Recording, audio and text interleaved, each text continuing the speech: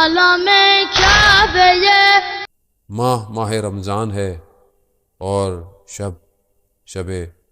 ضربت مولا کائنات علیہ الصلوۃ والسلام،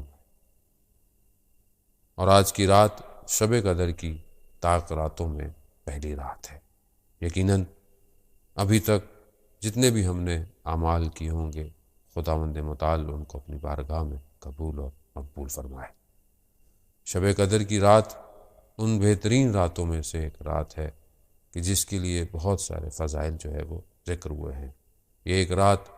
کئی مہینوں کی راتوں سے افضل ہے۔ اس رات کو خدا اپنے کرم، اپنے رحمت سے اس میں وہ دسترخوان ہمارے لیے بچھاتا ہے کہ جس میں سے ہم اگر چاہیں تو اپنی ظرفیت کے حساب سے بہت کچھ جمع کر سکتے ہیں۔ ایک عالم بزرگوار فرماتے ہیں کہ ہم بعض اوقات شب قدر کے اندر جو دعائیں مانگتے ہیں کہ خدا ہمیں یہ عطا کر دے، آنے والے سال میں ہمیں یہ دے دے، رزق میں اضافہ کر دے، اولاد دے دے، گھر دے دے، جو ہماری ضروریات ہیں، جب ہم ان کی دعائیں کرتے ہیں یا حتیٰ یہ بھی دعا کرتے ہیں کہ پروردگار ہمیں تو بہشت میں جگہ دے، ہمیں جنت فردوس عطا کر۔ وہ فرماتے ہیں کہ یہ جتنی بھی ہم دعائیں مانگتے ہیں، یہ ساری دعائیں اس دسترخوان پر کہ جو ہمارے لیے بچھایا جاتا ہے، اس میں یہ وہ چھوٹے چھوٹے ٹکڑے ہوتے ہیں کہ جو بعض اوقات کھانا کھانے کے بعد دسترخوان پر جمع ہوتے ہیں، جنہیں انسان بعد میں سمیٹ رہا ہوتا ہے۔ کہا یہ تو وہ چھوٹے چھوٹے سے ٹکڑے ہیں، اگر انسان آج کی رات کو کچھ مانگنا چاہتا ہے تو کم از کم اتنا مانگے کہ پروردگار اسے یہ توفیق دے کہ روز قیامت میں وہ 100 لوگوں کی شفاعت کرے گا۔ عزیزان محترم، اس رات کی اہمیت کو ہم درک کریں، ہم اس رات کو سمجھنے کی کوشش کریں، اس کے وقت، اس کے اوقات کو ہم ضائع نہ ہونے دیں۔ اس میں بہت سارے اعمال جو ہیں وہ ذکر کیے گئے ہیں، اور یقیناً جو ہے وہ اعمال کو آپ انجام بھی دیں گے اور انجام دے بھی رہے ہوں گے۔ وہاں پر قرآن کے اعمال، دعائیں، مناجات اور اپنے آپ کو خداوند متعال کے قریب کرنا ہے، اپنی اس ظرفیت کو کھولنا ہے، اپنے دل کے وہ جو انسان نے اپنے اعمالوں سے اس پہ لیر لگا دی ہے، اس کو دور کرنا ہے۔ جتنا انسان کا قلب جو ہے وہ منور ہو جائے گا، نورانی ہو جائے گا، اتنا انسان زیادہ جو ہے وہ اس رات کو حاصل کر سکتا ہے۔ سورہ حجرات میں جہاں پر رسول خدا صلی اللہ علیہ وآلہ وسلم کے بارے میں بیان ہوا، مفسرین قرآن بیان کرتے ہیں کہ حجرے سے مراد وہ کمرہ ہے، حجرہ جیسے کمرے کو بھی کہتے ہیں، اور انسان کا دل بھی ایک حجرہ ہے۔ وہ جتنا اس کو پاک کرے گا، جتنا اس کے قلوب اپنے قلب کو صاف کرے گا، اتنا اس کا جو قلب ہے وہ منور ہو جائے گا، اور جتنا یہ منور ہوگا اتنا یہ رسول خدا صلی اللہ علیہ وآلہ وسلم کے نزدیک ہوگا، اور جتنا نزدیک ہوگا اتنا وہاں سے عطا ہوگا۔ تو آئیے ہم آج کی رات اپنے قلوب کو دنیا کی محبتوں سے، دنیا کی چاہتوں سے، دنیا کی لذتوں سے اس کو صاف کریں، اور اپنے اس قلوب کو منور کریں اس نور سے کہ جو ہمارے پورے وجود کو جو ہے وہ منور کر سکتا ہے اور خداوند متعال کے قریب کر سکتا ہے۔ اور ان سارے مومنین کے قلوب کا محور جو ہے وہ حضرت علی ابن ابی طالب ہیں، امیر المومنین ہے، کیونکہ مومنین کے امیر ہیں۔ اور ظاہر ہے اگر ہم اپنے آپ کو تھوڑا بہتر کرتے ہیں تو سب سے زیادہ قریب رسول خدا کے حضرت علی ابن ابی طالب علیہ الصلوۃ والسلام کی ذات ہے۔ آج وہ رات ہے کہ جب مولا کائنات کو وہ ضربت لگی اور امام زخمی ہوئے، اور چند دن بعد امام کی شہادت ہو گئی۔ یقیناً ماہ رمضان میں یہ ایام عزا کے ایام ہیں، غم کے ایام ہیں۔ وہیں پر ہمارے ہاں بہت ساری یقیناً ان حالات میں کہ اس طرح ہر جگہ تو شاید ممکن نہیں ہو پا رہا کہ جس طرح ہم مجالس کو اور عزاداری کو قائم کرتے تھے، جلوس کرتے تھے، ماتم کرتے تھے، لیکن پھر بھی جہاں جہاں بھی ہیں خداوند متعال نے ہمیں یہ توفیق دی ہے کہ ہم کسی بھی طریقے سے اس ذکر کو نہ روکیں، اس عزاداری کو نہ روکیں، چاہے وہ جو ہے وہ آن لائن ہی کیوں نہ ہو، چاہے وہ کسی بھی طریقے سے ہو، ایک کمیونٹی کر رہی ہو، ایک شہر میں ہو رہا ہو، یا کوئی نہ کوئی آرگنائزیشن آپ کے لیے ان چیزوں کو آپ تک پہنچا رہی ہو۔ اصل ہدف اس ذکر کو کرتے رہنا ہے اور اس ذکر پہ قائم رہنا ہے اور اپنی ذات کو تبدیل کرنا ہے۔ بہرحال اسی سلسلے میں جو ہے وہ میں چند گزارشات جو ہے وہ آپ کی خدمت میں کہ ہم اپنے قلوب کو ذکر اہل بیت سے منور کریں۔ روایت ہے خاص طور پہ جو رسول خدا کے چچا تھے عباس، وہ آئے اور رسول خدا کی خدمت میں آئے اور بیٹھے، اور پھر انہوں نے دیکھا کہ ایسے میں حضرت علی جو ہیں وہ داخل ہوئے ہیں۔ جیسے ہی حضرت علی داخل ہوئے، رسول خدا کے چہرہ کھل اٹھا خوشی سے، اور ان کو دیکھ کر ان کے چہرے پر جو کیفیت پیدا ہوئی اس کو دیکھ کر جو ہے وہ انہوں نے فرمایا کہ کیا آپ جو ہے وہ یا رسول اللہ آپ علی سے اتنی محبت کرتے ہیں کہ آپ کا چہرہ جو ہے وہ تبدیل ہو گیا، چہرے نے آپ کے جس چیز کا اظہار کیا اس سے لگتا ہے کہ آپ بہت محبت کرتے ہیں۔ تو رسول خدا فرماتے ہیں خدا کی قسم، خدا جو ہے وہ سب سے زیادہ لوگوں میں جو ہے انسانوں میں علی سے محبت کرتا ہے، اور جب خدا اتنی محبت کرتا ہو تو پھر ظاہر ہے دوسرے لوگوں کو بھی حضرت علی علیہ السلام سے اتنی ہی محبت کرنی چاہیے۔ اور پھر فرمایا کہ ان اللہ جعل ذریۃ کل نبی فی صلبہ، کہ اللہ تعالیٰ نے ہر نبی کی جو نسل تھی اس کو انہی کے سلوب میں، یعنی کہ انہی کے سلب میں رکھا، ان کی نسلوں کو، ان کی اولادوں کو۔ جس طرح حضرت ابراہیم کی نسل کو حضرت اسماعیل اور حضرت اسحاق کے اندر رکھا، حضرت یعقوب کی نسل سے حضرت یوسف آئے، اور اسی طرح حضرت داؤد کی جو ہے وہ نسل سے حضرت سلیمان جو ہے نبی جو ہے وہ آئے۔ مگر پروردگار نے یعنی خود رسول خدا کی ذریت کو حضرت علی علیہ السلام کے سلوب میں رکھا،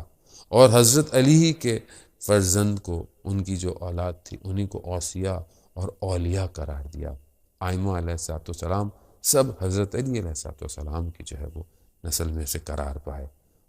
یہ خدا کا لطف و کرم ہے، یہ خدا کا حضرت علی کو پسند کرنا ہے کہ وہ چاہتے تھے کہ یہ سلسلہ جو ہے وہ ان کی ذات سے جو ہے وہ آگے کی طرف بڑھے۔ پھر بہرحال اب حضرت علی علیہ السلام سے محبت کرنا یا ان کی حمد و ثنا کرنا یا ان کے بارے میں کہنا، یہ ہمارے بس کا کام نہیں ہے کہ جس کے لیے جو ہے وہ قرآن حمد و ثنا کر رہا ہو، جس کے لیے قرآن یہ کہہ رہا ہو کہ دنیا کے سارے درخت قلم بن جائیں اور سارے سمندر جو ہے وہ سیاہی بن جائیں، مگر پھر بھی کلمت اللہ کے فضائل بیان نہیں کیے جا سکتے۔ مگر جتنی بھی حمد و ثنا ہم کر سکتے ہیں وہ ہمیں کرنی چاہیے، مگر دوسرے زاویے سے دیکھیں کہ حضرت علی علیہ السلام ہم سے کیا چاہتے ہیں۔ جبکہ رسول خدا ہی کی جو ہے وہ حدیث ہے، فرماتے ہیں کہ جنت میں جو ہے، جنت میں داخل جب ہوں گے، یا جنت کوئی دروازہ، اس پر جو کھونٹی ہے، اس پر جو وہ لگا ہوا ہے، جس کو نوک کیا، جس کو کھٹکھٹایا جائے گا،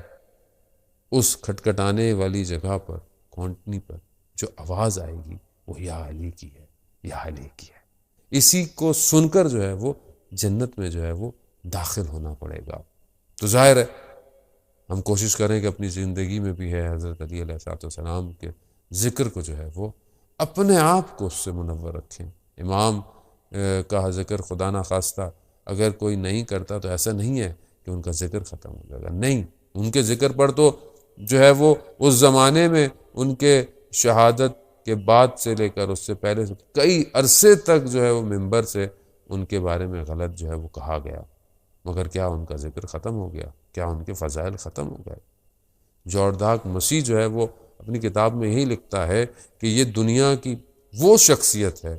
کہ جن کے دوستوں نے جان کے خوف سے فضائل کو چھپایا اور دشمنوں نے تعصب سے جو ہے وہ فضائل کو چھپایا، مگر پھر بھی حضرت علی کے فضائل اتنے ہیں کہ جن کو ہم بیان کرنے سے قاصر ہیں۔ مگر وہیں پر آج کل کے دور کو اگر آج ہم دیکھیں تو ہمیں اس طرف سے بھی دیکھنا چاہیے کہ حضرت علی علیہ الصلوۃ والسلام ہم سے کیا چاہتے ہیں. کچھ ان کے بھی ہم سے انتظارات ہیں، کچھ وہ ہم سے بھی چاہتے ہیں کہ ہم کیسے ہوں. تو میں آج بہت زیادہ تو آپ کا وقت نہیں لوں گا، اور کیونکہ اعمال کی رات ہے اور اعمال میں آپ مصروف رہیں، لیکن بہرحال ذکر علی یا عبادہ علی کا ذکر بھی جو ہے وہ عبادت ہے، اور اسی عبادت کو کرتے ہوئے کہ میں کچھ چیزیں آج آپ کی خدمت میں بیان کرنا چاہتا ہوں کہ جس سے خود جو ہے وہ امام علی علیہ السلام جو ہے وہ کیا چاہتے ہیں، خاص طور پہ جو لوگ ان سے محبت کرتے ہیں، جو اپنے آپ کو ان کا شیعہ کہتے ہیں. حضرت امام جعفر صادق علیہ السلام کے دور کا واقعہ ہے. ایک شخص تھا عمار دھونی، اور کوئی اس کو مشکل پیش آ گئی اس زمانے میں، اور اسے قاضی کے پاس جانا پڑ گیا، کیونکہ اس زمانے میں وہ قاضی اور حکومتیں بھی اہل سنت تھیں، تو قاضی بھی جو تھا وہ اہل سنت تھا. یہ ان کے پاس گیا اور قاضی کو اپنے کچھ مسئلہ تھا، اس کے لیے شہادت گواہی پیش کی. تو قاضی نے کہا کہ میں تمہاری شہادت کو قبول نہیں کروں گا. کیوں قبول نہیں کروں گا؟ کہا کہ دو وجہ سے میں تمہاری شہادت کو، ایک تو تم شیعہ ہو اور تم رافضی ہو. رافضی جو ہے وہ اس زمانے میں جو یہ کہتے تھے کہ جنہوں نے جو ہے وہ روش پیغمبر یعنی پیغمبر کی سنت کو اور جو ہے وہ اہل سنت کو جو ہے وہ چھوڑ دیا ہو، اس کو یہ کہتے تھے رافضی. اور رفضہ جو ہے وہ لغت میں کنارہ کر دینا، یعنی کسی چیز کو چھوڑ دینا کے معنوں میں استعمال ہوا ہے. قاضی نے جب یہ کہا کہ تم نے جو ہے وہ خلفاء اور ان کی ساری چیزوں کو چھوڑ دیا ہے اور تم امامت امیر المومنین کے معتقد ہو اور ائمہ علیہ السلام کو، اور تم ان کو جو ہے وہ امام مانتے ہو، اس لیے جو ہے وہ میں تمہاری شہادت کو قبول نہیں کروں گا. یہ سننا تھا. اس نے گریہ شروع کر دیا، رونا شروع کر دیا. قاضی نے دیکھا کہ وہ گریہ کر رہا ہے تو وہی سمجھا کہ شاید یہ اپنے عقیدے کی وجہ سے جو ہے وہ شرمندہ ہے. کہا کہ اگر تم اپنے عقیدے سے پلٹنا چاہتے ہو تو میں تمہاری مدد کروں گا. تو انہوں نے کہا کہ نہیں، میں اس لیے گریہ نہیں کر رہا. کہا میں گریہ ایک اپنے لیے کر رہا ہوں، وہ دوسرا گریہ مجھے تمہارے پر آ رہا ہے. اپنے پہ میں گریہ اس لیے کر رہا ہوں کہ تم نے مجھے کہا رافضی. رافضی تو اس کو کہتے ہیں کہ جو باطل کو ترک کر دے. رافضی سب سے پہلے جو لفظ استعمال ہوا وہ ان ساحران، ان جادوگروں کے لیے استعمال ہوا تھا کہ جنہوں نے فرعون کو ترک کر دیا تھا اور حضرت موسیٰ علیہ السلام کی طرف مائل ہو گئے تھے، اور انہوں نے باطل کو ترک کر دیا تھا. گناہوں کو ترک کر دینا جو ہے وہ رافضی کہلاتا ہے. اور تم نے مجھے کہا ہے کہ میں اپنے اندر یہ صلاحیت نہیں پاتا، میں اپنے اندر اس وجود کو نہیں پاتا کہ میں نے ان ساری چیزوں کو ترک کر دیا ہو. دوسرا تم نے مجھے شیعہ کہا. میں کہاں؟ اور شیعان امیر المومنین کہاں؟ شیعان امیر المومنین تو حضرت سلمان تھے، حضرت عمار تھے، حضرت ابو ذر تھے. میں کہاں؟ اور شیعان امام جعفر صادق علیہ السلام کہاں؟ مجھے تو اپنے پر گریہ آ رہا ہے کہ تم نے مجھے اتنے بڑے بڑے لقب جو ہے وہ دے دیے جبکہ میں اس قابل نہیں ہوں. اور دوسرا مجھے تم پر گریہ آ رہا ہے کہ تم اس جگہ پر ہوتے ہوئے تمہیں علم ہی نہیں ہے کہ کون سا لفظ کس کے لیے استعمال کیا جاتا ہے. وہ شخص بہرحال وہاں سے اٹھا اور جب امام کی خدمت میں یعنی امام جعفر صادق علیہ السلام کی خدمت میں پہنچا تو امام کو جب اس نے بتایا تو امام نے کہا کہ بہت اچھا کام کیا تم نے، اور تم نے جو ادب اور احترام کیا اور ہمارے اس کے لیے تم نے دفاع کیا، ڈیفینڈ کیا. خدا تمہارے سارے گناہوں کو معاف کر دے. اب یہ بہت زیادہ ضروری ہے کہ انسان جو ہے وہ دفاع کرے ولایت کا، اور ولایت کا یہ وہ پہلی صفت ہے کہ جس کے لیے امیر المومنین علی ابن ابی طالب علیہ السلام ہم سے چاہتے ہیں. بعض اوقات بعض لوگ کہتے ہیں کہ لوگ ہم سے پوچھتے ہیں، بعض اوقات ہمارے بہت سی چیزوں کو جو ہے وہ غلط بیان کیا جاتا ہے تو ہم کس طرح ڈیفینڈ کریں، کس طرح بیان کریں. بات یہ کہ جو حق ہے اس کو بیان کیا جائے، مگر اس کے تقاضوں کے اندر رہ کر، گفتگو میں رہ کر ساری چیزیں حق کو بیان کرنا ضروری ہے، مگر ظاہر ہے کہاں کس طرح بیان کرنا ہے یہ بھی ضروری ہے. اور یہ ادب اور احترام بھی ضروری ہے کہ ہم اہل بیت علیہ السلام کے ماننے والے ہوں تو ہم اس موقف کو لوگوں تک جو ہے وہ پہنچائیں. رسول خدا صلی اللہ علیہ وآلہ وسلم نے جو ہے وہ حضرت علی علیہ السلام کو فرمایا کہ جبرائیل میرے پاس آئے ہیں اور اللہ تعالیٰ نے جو ہے وہ جو حضرت علی کے شیعہ ہیں ان کے لیے 7 جو ہے وہ چیزوں کو بیان کیا ہے کہ پہلی چیز جو ان کے اندر خصوصیات پائی جائیں گی وہ 7 ہیں۔ یہ 7 خصوصیات کیا ہیں؟ پہلی یہ ہے کہ ان کو مرتے وقت جو ہے وہ ان کو رفیق ان کے ہمراہ ہوگا، دوست ان کے ہمراہ ہوگا، یعنی یہ اپنی جان کو جو ہے بہت آرام سے جو ہے ان کی نکلے گی، یہ پہلی صفت۔ دوسری کہ وحشت قبر میں ان کا مونس ہوگا، ان کے ساتھ کوئی ان کی اس کو مدد کرے گا۔ تیسرا ان کو جو ہے وہ جب اندھیرا ہوگا، تاریکی ہوگا، جب ظلمت ہوگی تو ان کے ساتھ نور ہوگا۔ چوتھی چیز کہ جب روز قیامت میں فریاد اور نالہ برپا ہوں گے اس زمانے اس وقت ان کو امنیت جو ہے ملے گی، ان کو سکون دیا جائے گا۔ اور 5ویں چیز جو ہے کہ جب عدالت، خاص طور پہ جب اعمال کو جو ہے وہ ناپا تولا جائے گا اس وقت ان کے ساتھ عدالت ہوگی۔ اور جب صراط سے گزارا جائے گا تو ان کے پاس صراط سے گزرنے کا جو ہے وہ جواز ہوگا، ان کے پاس ایسی چیز عطا کی جائے گی تاکہ یہ صراط سے جو ہے وہ آرام سے گزر سکے۔ اور جب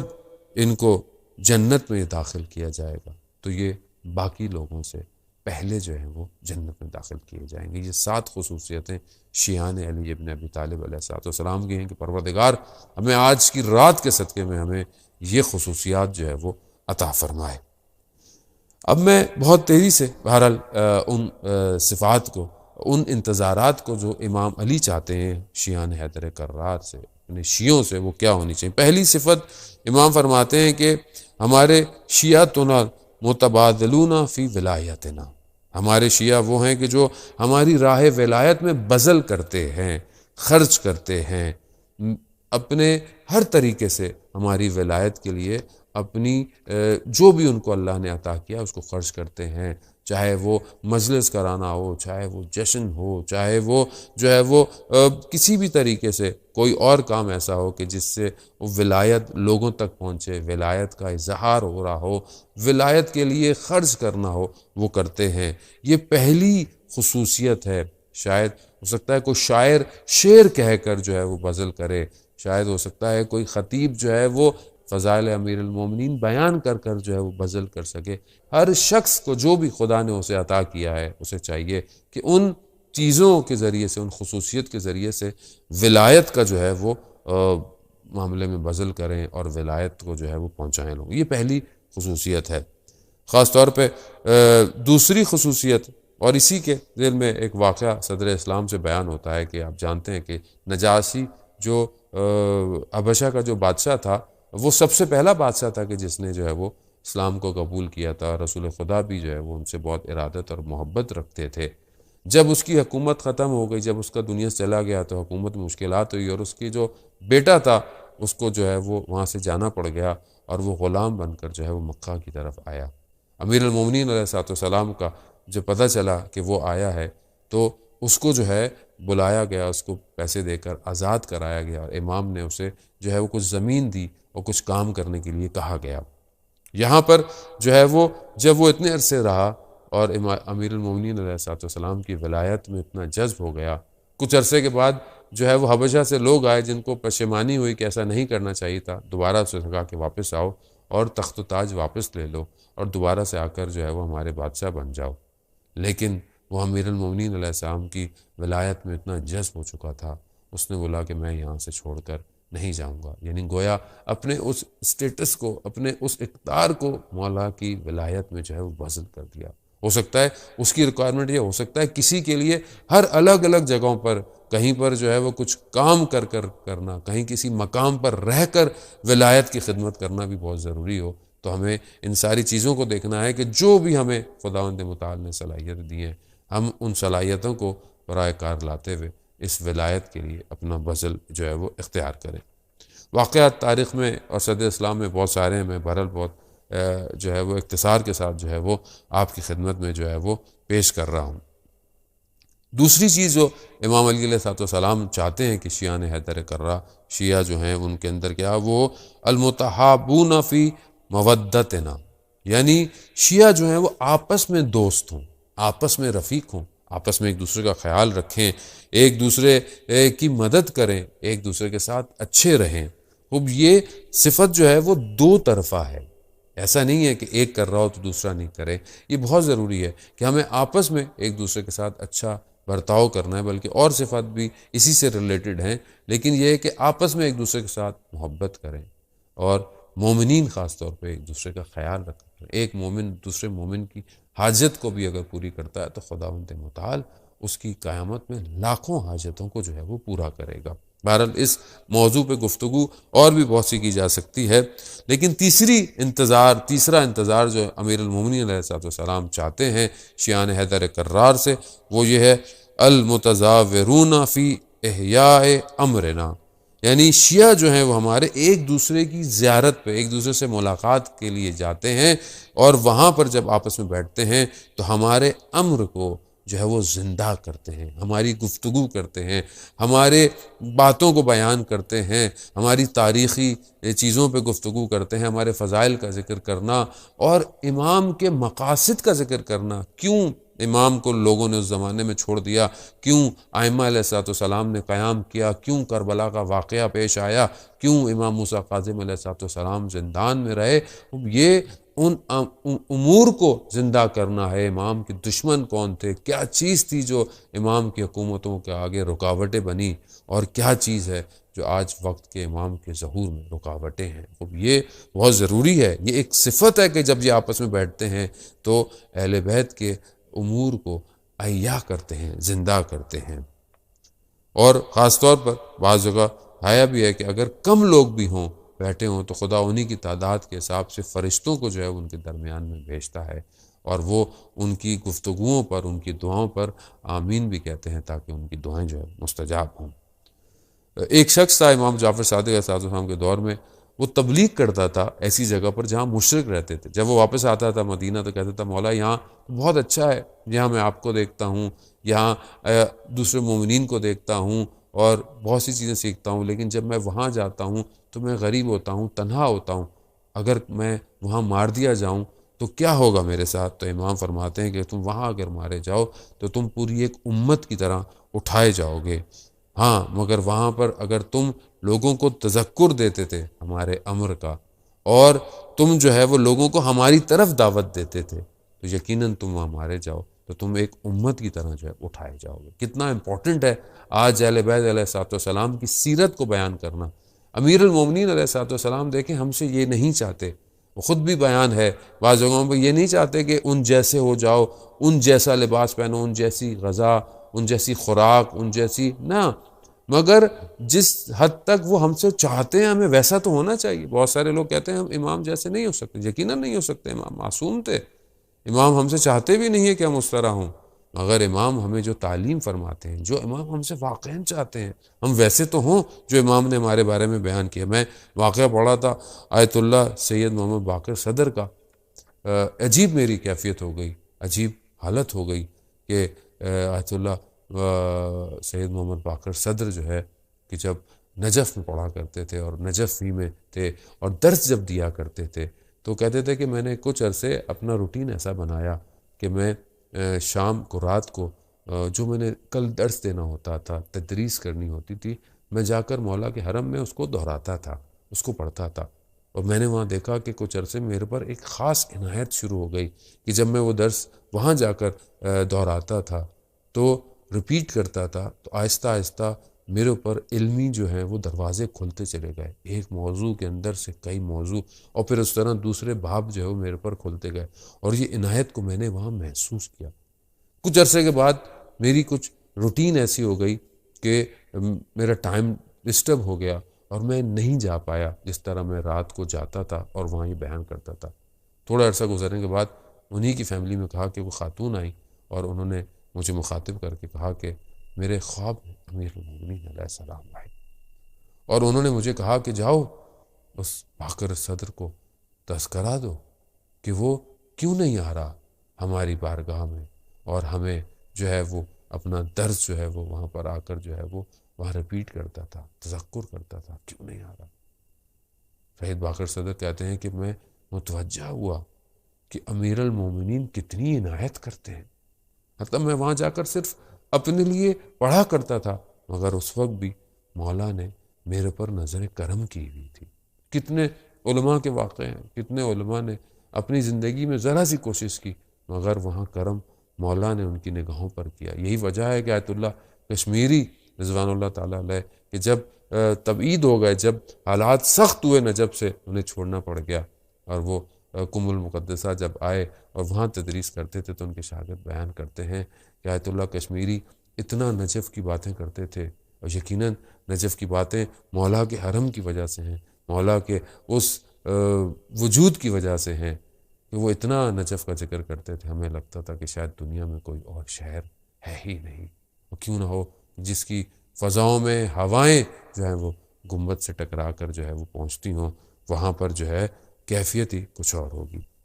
امام کی ریکوائرمنٹ ہم شیعوں سے اور بھی بہت ساری ہیں، لیکن دامن وقت میں اتنی گنجائش نہیں، بس میں بہت تیزی سے کہتا ہوا کہ امام چاہتے تھے کہ امام کا انتظار یہ ہے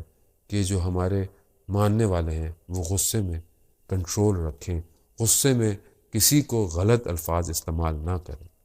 یقیناً دشمنان اللہ پر، دشمنان اہل بیت پر لعنت کرنا ہے، لیکن لعنت ویسے کریں جیسے قرآن کہہ رہا ہے۔ لفظ غلط استعمال کرنا یہ شایان شان نہیں ہے شیعان حیدر کرار کے۔ دشمن کے لیے سوچیں، دشمن کے لیے روایات بہت ساری ہیں، واقعات بہت سارے ہیں، دامن وقت میں گنجائش نہیں۔ جب دشمن کے لیے اہل بیت نہیں پسند کرتے تھے کہ ان کے لیے غلط لفظ استعمال ہو، لعنت بھیجیں، ان کی برائیوں کا ذکر کریں، ان کے ظلم کا ذکر کریں، ان کے ان مظالم کو بیان کریں تاکہ ان کی شخصیتیں واضح ہوں دنیا کے اوپر، لیکن ان کو سب اور دشنام نہ کہیں۔ یہ اہل بیت کی سیرت تھی، انہوں نے ہمیں تعلیم فرمائی۔ اور ہم آج کل کیا دیکھتے ہیں؟ آج ہم اپنے آپ کو، ایک دوسرے کو، مومنین کو، واللہ ہمیں نہ جانے کیا ہو گیا ہے، کیا ہمارے مولا ہم سے راضی ہوں گے ان ساری باتوں کی وجہ سے؟ باقی انتظار مولا جو ہم سے چاہتے تھے کہ ہم اسراف نہ کریں، چیزوں کو جو ہے وہ اس کے تعادل اور عدل اور جو اس کی ضرورت ہے قناعت کے ساتھ استعمال کریں، اپنے ہمسایوں کا خیال رکھیں، ان کے حق میں دعائیں کریں، ان کے احوالات سے خبردار رہیں کہ کسی کو کیا ضرورت ہے، کیا ضرورت نہیں ہے، آپس میں نیک اخلاق رکھیں، محبت سے، نرم خوئی سے آپس میں گفتگو کریں۔ رات کو مولا امیر المومنین ایک جگہ سے گزر رہے ہوتے ہیں، پیچھے سے کچھ آواز آتی ہے، مولا پوچھتے ہیں کون ہو؟ کہا مولا آپ کی شیعہ ہے۔ امام پلٹ کر دیکھتے ہیں، کہتے ہیں مجھے تمہارے اندر کوئی ایسی نشانی نظر نہیں آ رہی جو میرے شیعوں میں ہو، خدا نہ کرے کہ کہیں ایسا ہو کہ ہمارے اندر کوئی ایسی نشانی نہ ہو کہ ہم یہ نہ کہہ سکیں کہ مولا ہم تو آپ کی شیعہ ہیں۔ خدا نہ کرے کہ ہمارے اندر کوئی ایسی نشانی نہ ہو کہ جو شیعان حیدر کرار میں ہونی چاہیے۔ خدا نہ کرے کہ ہم ایسے لوگوں میں شمار ہو جائیں کہ جن کے اندر کوئی بھی شیعان حیدر کرار کی نشانی نہیں پائی جاتی۔ یقیناً امام ہم پر لطف اور کرم کرے۔ آج کی رات بڑی سخت رات ہے، آج کی رات وہ ہے کہ جس کے لیے میرا مولا ہر رمضان کی شبوں میں انتظار کر رہا۔ آج کی رات وہ ہے کہ میرے مولا نے کئی دفعہ امام حسن سے پوچھا بیٹا اس مہینے کے کتنے دن گزر گئے؟ امام حسین سے پوچھتے ہیں بیٹا کتنی شبیں گزر گئی ہیں؟ اور اپنی راتوں کو تقسیم کیا اپنے فرزند، اپنی اولاد کے گھر میں۔ اور آج کی رات شاید حضرت ام کلثوم کے گھر پر تھی، گھر پر آئے اور بیٹی کے گھر پر بیان ہوتا ہے کہ دسترخوان پر جو ہے وہ 3 چیزیں رکھی گئیں، دودھ رکھا گیا، نمک رکھا گیا، روٹی رکھی گئی۔ مولا نے فرمایا بیٹا تم نے کبھی دیکھا کہ تمہارے بابا کے دسترخوان پر کہیں 2 سے زیادہ چیزیں ہوں؟ ایک چیز اٹھا لو۔ انہوں نے نمک اٹھانا چاہا تو روایات کہتی ہیں کہ انہوں نے مولا فرماتے ہیں دودھ کو ہٹا دو. مولا نے روٹی اور نمک سے جو ہے افطار کی. جا کر جو ہے وہ آسمان کو دیکھتے رہے کہ پہر کون سا ہے. وہ کہا کہ وہ وقت آ گیا کہ جس کے لیے مجھے کہا گیا. گھر کی مرغابیاں بھی جو ہیں وہ امام کو روک رہی ہیں، مگر امام پہنچے، بیدار کیا اور اذان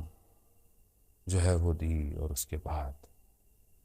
بیدار کیا اور نماز کے لیے اس مقام پر پہنچ گئے جو آخری مقام تھا. وہ جگہ کہ واقعاً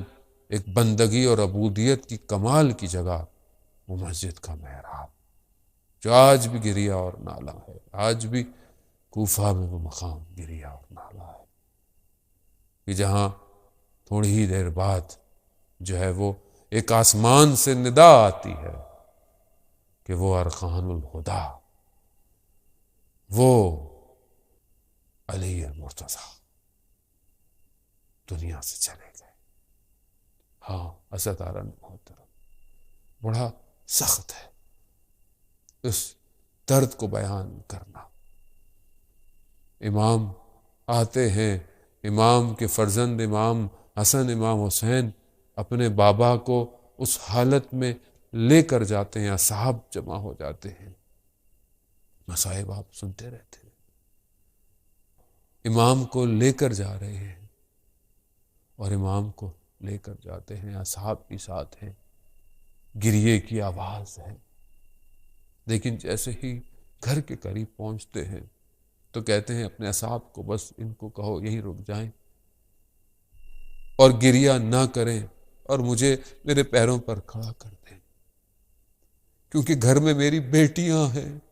میں نہیں چاہتا کہ ان کے کانوں تک یہ آواز جائے، ان کے کانوں کو یہ آواز سنے. میں کہوں گا یا امیر المومنین، آج اس کوفہ میں آپ نہیں چاہتے کہ آپ کی بیٹیوں تک کسی کی آواز جائے، مگر یہی کوفہ ہوگا اور یہی آپ کی بیٹیاں ہوں گی اور یہی شہر ہوگا. آپ تو کوفہ کے یتیموں کا بھی خیال کرتے تھے مولا. ہاں وہ وقت آیا کہ جب طبیب نے یہ کہا کہ دودھ جو ہے وہ مولا کو دیا جائے، شاید زہر آلودہ جو زخم لگا ہے اس میں کوئی آرام آ جائے. جب یہ شہر میں یتیموں کو پتہ چلا تو پورے کوفہ کے یتیم ہاتھوں میں کوزے لے کر دودھ کے آ گئے کہ شاید جو ہے وہ ہمارا جو ہمارے سروں پر ہاتھ رکھتا تھا ہم کچھ خدمت کر سکیں. یا امیر المومنین، آپ کے یتیم جب کوفہ آئیں گے تو اس وقت کوئی بھی ان کو پانی نہیں دے گا، ان کا خیال نہیں رکھے گا، بلکہ ان کا استقبال پتھروں سے کیا جائے گا، زبان کے تیروں سے کیا جائے گا. الا لعنت اللہ علی القوم الظالمین وسیعلم الذین ظلموا ای منقلب.